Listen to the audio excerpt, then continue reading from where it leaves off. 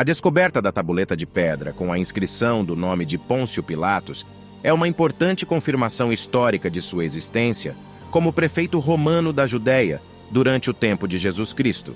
No entanto, não fornece evidências diretas dos eventos descritos na parte essencial do Antigo Testamento, o livro de Gênesis.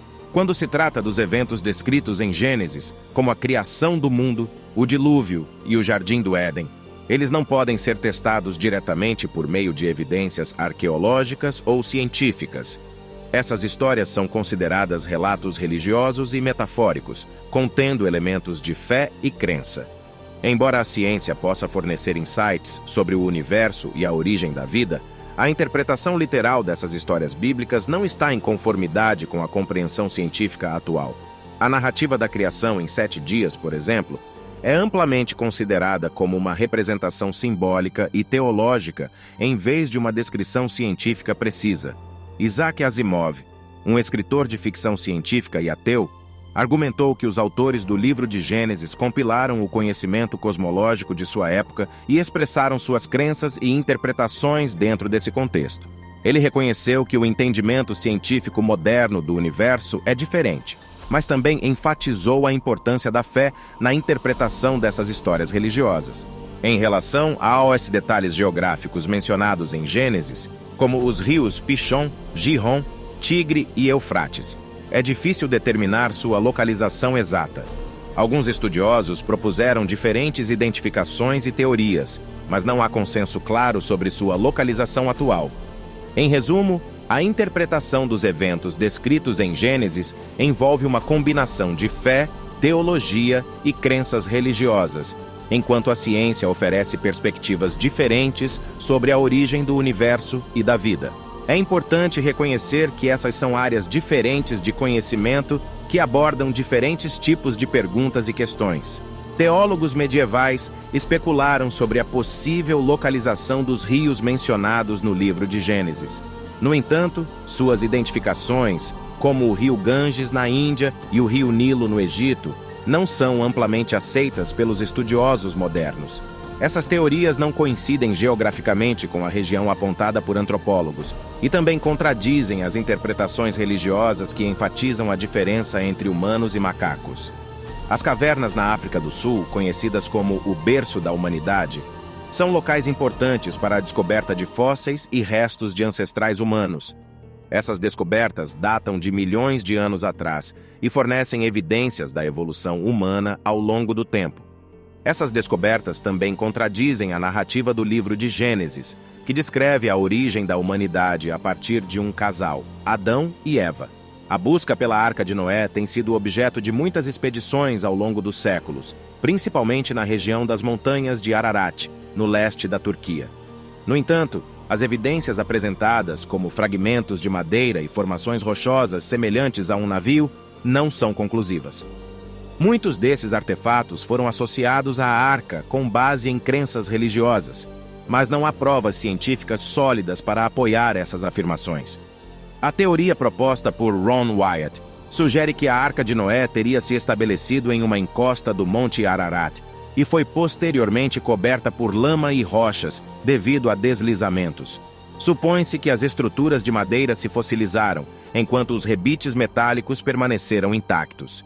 No entanto, essa teoria é altamente controversa e carece de apoio científico substancial.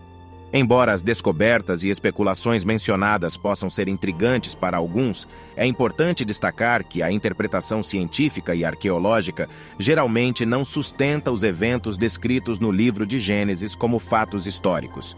As narrativas bíblicas devem ser consideradas dentro de um contexto religioso e teológico, enquanto as descobertas científicas fornecem uma perspectiva diferente sobre a origem da humanidade e a história do planeta. Embora haja controvérsias em relação à descoberta da suposta Arca de Noé nas montanhas de Ararat, a maioria dos arqueólogos e geólogos acredita que a formação em formato de navio seja uma formação natural.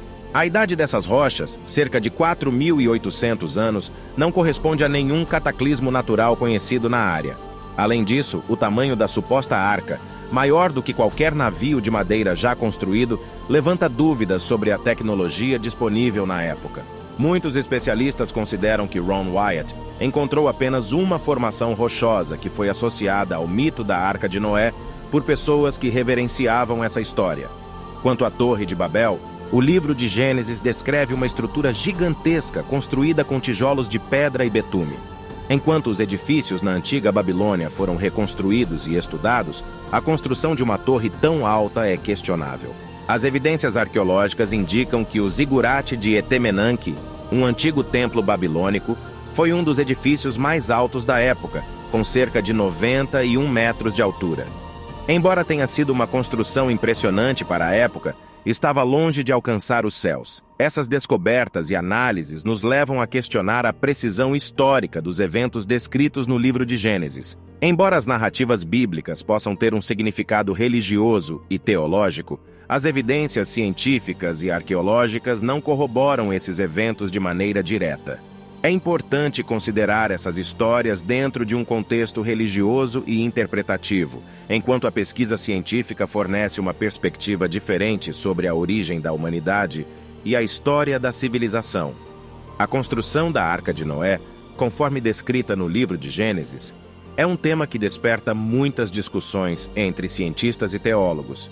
Embora as dimensões da arca sejam especificadas no relato bíblico, a tradução exata do material de construção utilizado permanece incerta. Os céticos argumentam que seria necessário um enorme volume de madeira e um tempo significativo para construir uma embarcação desse porte. Porém, para acreditar na história bíblica, é necessário considerar a intervenção divina e a possibilidade de Noé ter recebido orientações e recursos sobrenaturais para a construção da arca. Quanto ao dilúvio global, a comunidade científica tende a descartar a ideia de uma inundação que cobrisse toda a Terra. De acordo com as leis da física e as evidências geológicas, a ocorrência de um dilúvio global nos termos descritos no livro de Gênesis é altamente improvável. Análises geológicas sugerem que as inundações na região da antiga Mesopotâmia, causadas pelo transbordamento dos rios Tigre e Eufrates, eram mais localizadas e em menor escala. Além disso, a construção de uma arca capaz de flutuar e sobreviver a um dilúvio global apresentaria desafios significativos, mesmo levando em consideração a intervenção divina. A possibilidade de uma única família construir uma embarcação tão grande e complexa em um curto período de tempo é questionável, considerando os conhecimentos de engenharia disponíveis na época. Portanto, a maioria dos cientistas e estudiosos interpreta a história da Arca de Noé como um mito ou uma narrativa simbólica com significado religioso e moral, em vez de um relato histórico ou científico preciso. É improvável que se encontrem evidências arqueológicas ou científicas que comprovem a existência literal da Arca de Noé ou a ocorrência de um dilúvio global catastrófico, conforme descrito na Bíblia.